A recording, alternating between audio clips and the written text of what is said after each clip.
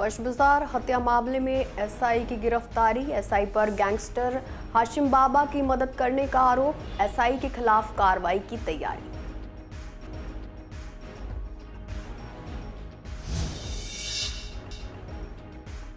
कस्तूरबा नगर के युवक पर एक महिला ने भाइयों के साथ किया हमला। युवक के साथ साथ उसके परिवार के साथ भी की मारपीट। पुलिस ने मामला दर्ज कर आरोपियों के खिलाफ शुरू की जांच। रविंद्र नेगी ने सिसोदिया पर लगाया बड़ा आरोप। कैंप कार्यालय में रखा सामान हुआ गायब। सिसोदिया पर सामान ले जाने का लगाया आरोप।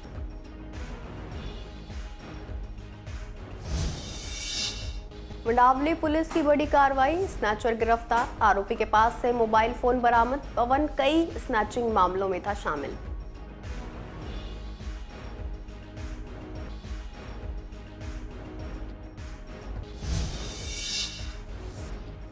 दसवीं के छात्र ने ब्यूटी एंड वेलनेस पेपर को बताया आसान। पेपर देने के बाद छात्रों ने अच्छे मार्क्स आने की जताई उम्मीद।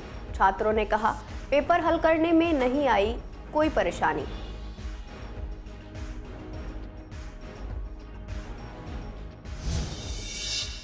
नमस्कार, आप देख रहे हैं सीसीएन लाइव। मैं हूं आपके साथ शिवानी तिवारी। स्वागत है आपका हमारे खास कार्यक्रम पूर्वी दिल्ली खास में। बुलेटिन की शुरुआत करते हैं कुछ खास खबरों के साथ।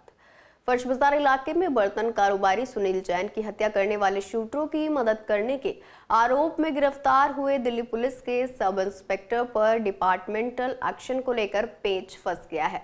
दरअसल नॉर्थ ईस्ट जिले के पुलिस अधिकारी ने बताया एसआई का ट्रांसफर सेंट्रल जिले में हो गया था।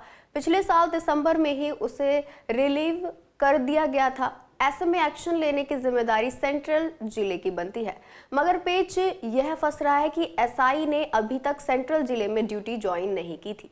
फिलहाल इस मामले पर डीसीपी सेंट्रल एम हर्षवर्धन ने कोई प्रतिक्रिया नहीं दी।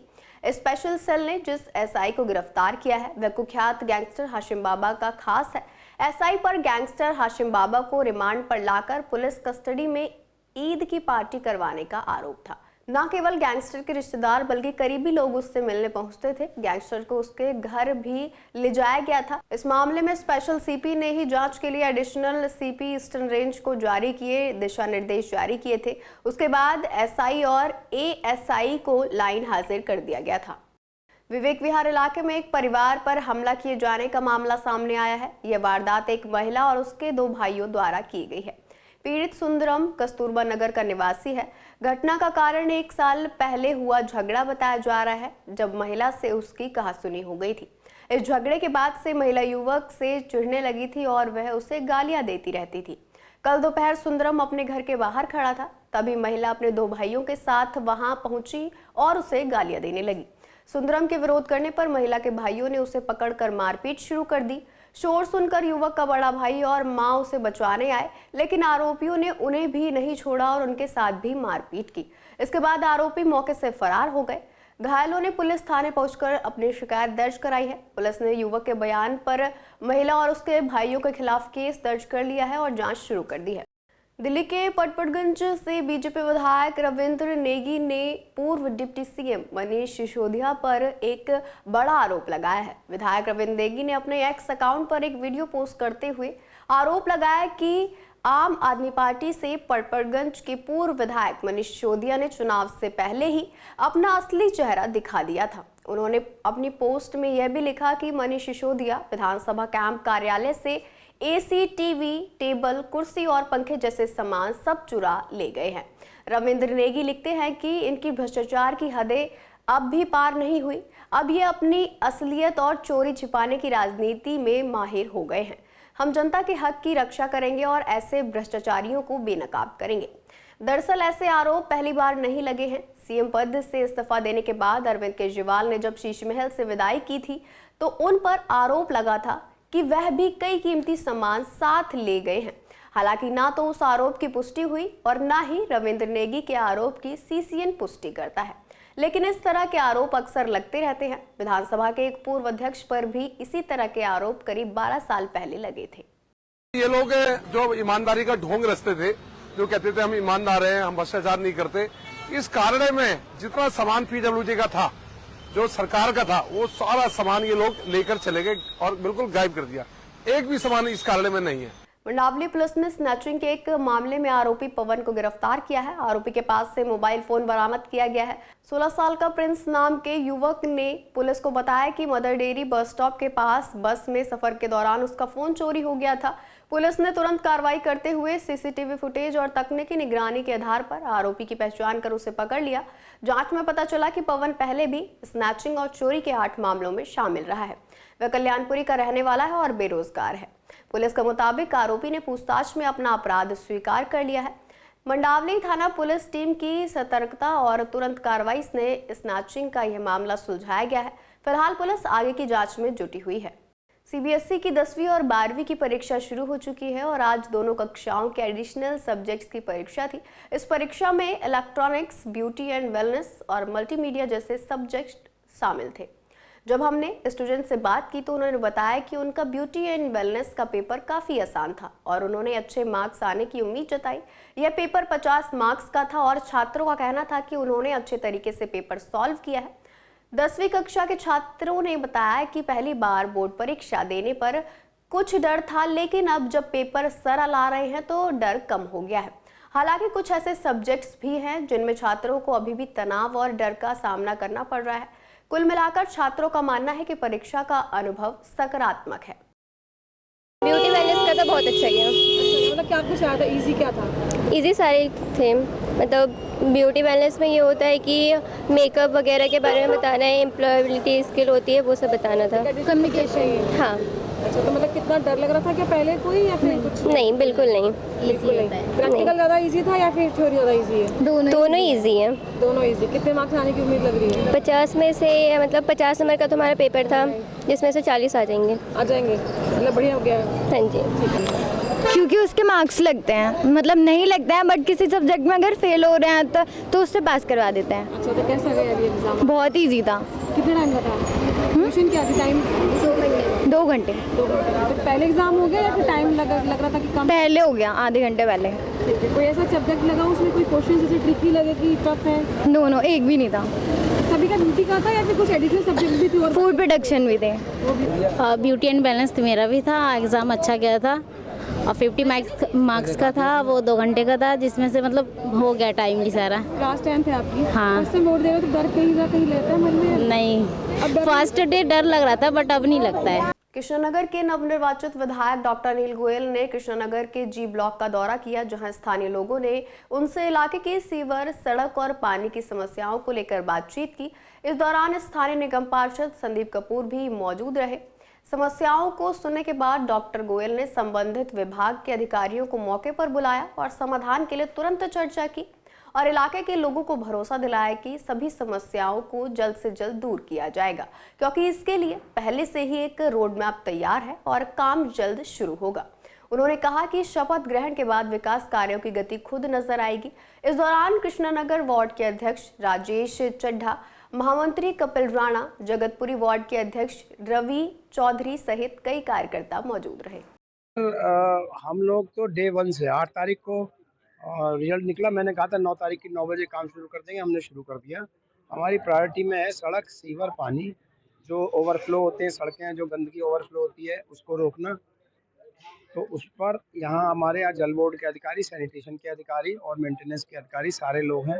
इसमें हमने ये पाया कि जो नाला है उसके आगे शायद ड्रेनेज चौक हो रहा है और कोई ऑल्टरनेटिव पाथवे की ज़रूरत है। तो हम लोग दोनों बात पर चर्चा करके ऑल्टरनेटिव पाथवे भी बनाएंगे और साथ में ये जो ड्रेनेज का जहाँ जहाँ ब्लॉकेज है उसको भी अर्जेंसी की तरह खोलेंगे।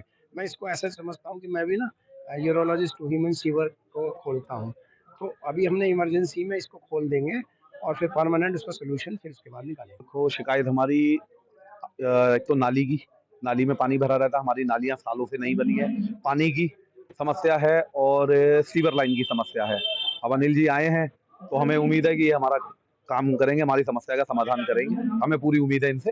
देखो, अभी तो मेरे हिसाब से सरकार बनी नहीं, लेकिन यहाँ के विधायक जो हैं वो तो काम पे निकल आए हैं और वो मुझे लग रहा है कि अब बदलाव आएगा इसमें। अब ये काम होगा, जो ये सीवर, पानी की लाइनें ये चेंज होंगी तभी बदलाव होएगा। तो यहाँ का पानी बहुत गंदा आ रहा है, पानी की लाइनें चेंज होनी है। पूर्वी दिल्ली के ककरडुमा कोर्ट में आज भी एडवोकेट अमेंडमेंट बिल को लेकर वकीलों की स्ट्राइक जारी है। इस कारण कोर्ट में अपने मामले की सुनवाई या गवाही के लिए आए लोग काफी परेशान हो रहे थे। बिना वकील के कोई भी काम कोर्ट परिसर में नहीं हो पा रहा है। कुछ मामलों में जज ने अगली तारीख दे दी है, जिससे कुछ लोगों को राहत मिली है, लेकिन कई लोगों को निराशा का सामना करना पड़ा है। यह स्ट्राइक वकीलों के अधिकारों की सुरक्षा को लेकर की जा रही है और इसने कोर्ट के कार्यों को प्रभावित किया है। कोर्ट में कुछ नहीं, तारीख मिला, तारीख लेके जाएंगे घर। कोई स्ट्राइक भी चल रहा है? हाँ, हड़ताल चल रही है, वकीलों की हड़ताल चल रही है। वकील साहब कोई तो जा नहीं रहे अंदर। अच्छा, तो कितनी दिक्कतें हो रही है? दिक्कत तो बहुत हो रही है। सुनवाई हो रही है, नहीं हो रही है? बिल्कुल नहीं हो रही है। डेट सिर्फ मिल रहा है, अगली डेट मिल रही है। जब तक वकील साहब जाएंगे तब तक फैसला कैसे होगा? वो कह रहे हैं कि जब तक वकील नहीं आएगा जब तक हमारा कोई समाधान नहीं होगा, वो समस्या का समाधान नहीं होगा। तो स्ट्राइक में हमें तो ऐसे कोई दिक्कत नहीं है। जज साहब ने डायरेक्ट फैसले कर रही हैं, जो भी बात है अपने फेस टू फेस सुन के दोनों पार्टियों की बातों को डिसीजन दे रही है। डिसीजन दे दिया आपका डिसीजन आ चुका है? हाँ जी। देखिए, वकीलों की जो अधिवक्ता संशोधन अधिनियम है उसके बारे में जो मांग है वो जायज़ है और हम वकील लोग इसके लिए लंबी लड़ाई लड़ने के लिए तैयार हैं जब तक सरकार इसको वापस ना ले, यहाँ इसमें प्रॉपर तरीके से अमेंडमेंट ना करे। पूर्वी दिल्ली के शकरपुर इलाके में लंबे समय से सीवर ओवरफ्लो की समस्या बनी हुई थी, जिसकी वजह से पुरानी सड़क पर गंदगी और पानी जमा रहता था और स्थानीय निवासियों और व्यापारियों को इस समस्या से काफी परेशानियों का सामना करना पड़ रहा था। हाल ही में सीसीएन के खास कार्यक्रम में इस मुद्दे को उठाया गया और सरकार व प्रशासन से इसे लेकर सवाल किए गए। कार्यक्रम के प्रभाव से शकरपुर में सुधार देखा गया है। राजू पैलेस बिल्डिंग के पास सीवर लाइन को ठीक किया जा रहा है, जो पहले काफी समय से खराब थी। स्थानीय लोग और रेजिडेंट वेलफेयर एसोसिएशन के मेंबर्स ने बताया कि कई महीनों से वे इसकी शिकायत कर रहे थे, लेकिन कोई समाधान नहीं निकल पा रहा था। सीसीएन द्वारा इस समस्या को मीडिया में उजागर करने के बाद प्रशासन ने युद्ध स्तर पर काम शुरू कर दिया है और अब इस समस्या का समाधान किया जा रहा है। स्थानीय लोग सीसीएन का धन्यवाद कर रहे हैं क्योंकि कार्यक्रम के बाद प्रशासन ने सक्रियता दिखाई और उनकी समस्या का हल निकाला। ये जो पानी है यहाँ पे कम से 6 महीने से लाखों लीटर पानी बर्बाद होगा। हमने सीसीएन डन में भी ये रिपोर्ट एप्लीकेशन दी है और अब जाकर इसका काम शुरू हुआ है। हम बहुत बहुत धन्यवाद देते हैं सीसीएन डन का, जिनकी वजह से ये सारा काम हो। ये सर हमने 7 महीने पहले ना एक जेई को खबर दी थी कि यहाँ पानी व्यर्थ जा रहा है। उन्होंने कहा ठीक है जी, मेरी नॉलेज में नहीं है, मगर उसके बाद उन्होंने सुना 6 महीने से हम इनके पीछे पड़े हुए थे। 6 महीने बाद हमने एलजी साहब को चिट्ठी लिखी, उसके बाद ये काम चालू हुआ। सीसीएन ने इस खबर को प्रकाशित किया था? जी किया था। यहाँ पर दिल्ली जल बोर्ड का लाइन जो थी वो टूट गई थी, जिसकी वजह से रोज हजारों लीटर पानी, पीने का पानी व्यर्थ बहता रहता। सीसीएन ने भी इस खबर को अपने चैनल पर प्रकाशित किया था। आज खबर के असर के रूप में यहाँ पर पटपरगंज रोड पर ये काम शुरू हो गया है और पाइपलाइन को जोड़ने का काम प्रारंभ हो गया है। सीसीएन का बहुत बहुत धन्यवाद। ये राजू पैलेस के सामने जो पानी लीक हो रहा था, पीने वाला पानी हजारों लीटर हुआ, इसके लिए हमने कई प्रयास किए, कई न्यूज़ सीसीएन द्वारा प्रसारित करवाया, एलजी को चिट्ठी दी। आज उसका असर है कि आज इस कार्य को पूरा करने के लिए दिल्ली जल बोर्ड के कर्मचारी जेसीबी लेके पहुंचे हुए हैं और इस कार्य को पूरा करने की कोशिश कर रहे हैं। पूर्वी दिल्ली के कृष्णा नगर के एच ब्लॉक में सफाई व्यवस्था काफी खराब हो चुकी है, जिससे स्थानीय लोग परेशान हैं। यहाँ की नालियां ओवरफ्लो हो जाती हैं, जिसके कारण गंदा पानी घरों के बाहर बहता है। इसके साथ ही मच्छर और बदबू के कारण लोगों का जीना मुश्किल हो गया है। स्थानीय निवासियों ने बताया कि कूड़ा तो डाला जाता है, लेकिन कई दिनों तक उसे उठाया नहीं जाता, जिससे सफाई की स्थिति और खराब हो जाती है। इस इलाके में सफाई की कमी के चलते लोग स्वास्थ्य समस्याओं का सामना कर रहे हैं और प्रशासन से जल्द समाधान की उम्मीद लगाए हुए हैं। कोई गंद इतना बड़ा हुआ है, आप खुद देख रहे हो क्या करते कूड़ा उठता नहीं है। तो कितने दिन नाला ही नहीं निकलता बेटा, 2-2 महीने हो जाते हैं क्या। अब देखो मैं खुद निकाल रही हूँ और कपड़े धो रही हूँ, कोई निकाल के राजी नहीं है। और पानी मतलब भरा रहता बाहर। लैट आप देखो ना उधर लैट्रिन कितनी बड़ी है, कोई सुन के राजी नहीं है। कोई आता नहीं साफ सफाई के लिए? अरे यहाँ कोई बंदा ही नहीं आता जी, वहाँ पे पीछे से निकाल के जड़ जाते हैं, या आगे कोई आके राजी नहीं। ये सफाई तो महीनों के बाद ही होती है नाले की। तो वैसे ये है कि सड़क क्लीन वगैरह होती रहती है, वो तो स्वीपर तो आते हैं सड़क वाले। ठीक है, कूड़ा उठाने वाले वो भी आते हैं रेगुलर। लेकिन यहाँ पे हम कूड़ा देख रहे हैं जगह जगह जो पड़ा हुआ है नाले से। अब ये हो गए इसको 5-7 दिन उठाते हुए, कुछ गाड़ियाँ खड़ी होती हैं तो उसकी वजह से भी नहीं उठ पाता। और वैसे कुछ हो भी जाता है, कुछ दिनों के बाद जैसे ड्राई होगा उसके बाद उठाएंगे। इस टाइप बीमारियाँ कितनी ज़्यादा बढ़ रही हैं? बिल्कुल फैक्ट है, इसका असर तो पड़ेगा ही पड़ेगा। मच्छर वगैरह ज़्यादा है? ज़्यादा हो जाएगा, बिल्कुल होगा। बीमारियाँ क्या क्या बढ़ रही हैं भाई? इससे तो यही मच्छर बढ़ेगा तो डेंगू और ये चिकनगुनिया ये वो सब फीवर फैलेगा ही ना इस चीज़ों से। नाली भरी पड़ी है, इतनी बदबू आती है, बदबू से बहुत ज़्यादा परेशान है हम। मच्छर भी होते हैं, बदबू स्मेल की वजह से हम शॉप पे बैठना मुश्किल हो रहा है हमारा। आस पड़ोस में भी इतनी दिक्कत है। कोई आते सफाई वाले या नहीं आते? सफाई वाले पूरे आते हैं जी। वो भी क्या करें, इतनी नालियों में गाद भरी पड़ी है, वो तो निकाल के बेचारे जाते हैं, पूरी मेहनत करते हैं। सफाई कर्मचारी आते हैं, उनकी कोई हमें उनसे कोई शिकायत नहीं है। दिल्ली पुलिस द्वारा चलाए जा रहे साप्ताहिक पखवाड़े के तहत उत्तर पूर्वी दिल्ली के सोनिया विहार में एक नशा जागरूकता कार्यक्रम का आयोजन किया गया। इस कार्यक्रम का मुख्य उद्देश्य लोगों को नशे के खतरों से अवगत कराना था। सरकारी स्कूल के बाहर आयोजित इस कार्यक्रम में नुक्कड़ नाटक के माध्यम से लोगों को बताया गया कि नशा उनकी सेहत के लिए कितना हानिकारक है। लगभग 150 से 200 लोग इस कार्यक्रम में शामिल हुए और सभी ने अवैध नशीले पदार्थों से दूर रहने की शपथ ली। इसके साथ ही उन्होंने समाज में नशा मुक्ति का संदेश फैलाने का संकल्प भी लिया। जैसे कि सेल्फ डिफेंस का हो, नुक्कड़ नाटक का हो और कोई भी थीम पर हमारा जेंडर सेंसिटाइजेशन हो, टीजिंग हो या ब्लड डोनेशन कैंप हो, इस तरह से बहुत सारी चीज़ें पुलिस वीक में वेलफेयर के लिए लगाई जाती हैं। लक्ष्मीनगर में आज दिव्यांग लोगों के लिए कैंप का आयोजन किया गया, जिसमें दिव्यांग जनों को सहायक उपकरण बांटे गए। कार्यक्रम में मुख्य अतिथि पार्षद अलका राघव ने कैंप का उद्घाटन किया और परिषद की सराहना की, जो दिव्यांगजनों को कृत्रिम अंग, पोलियो कैलिपर्स, ऑर्थो शूज और श्रवण यंत्र जैसे उपकरण प्रदान कर रही है। परिषद के महासचिव अशोक जैन ने बताया कि 2 मार्च को मधुबन के जिला गिरिडीह में 55वां दिव्यांग कैंप आयोजित किया जाएगा, जिसमें 110 दिव्यांगजनों को सहायक उपकरण दिए जाएंगे। इसके बाद 8 मार्च को भुवनेश्वर में 56वां कैंप आयोजित किया जाएगा। इस अवसर पर परिषद के अध्यक्ष मनोज कुमार जैन, संगठन सचिव राकेश जैन और बाकी सदस्य भी उपस्थित थे।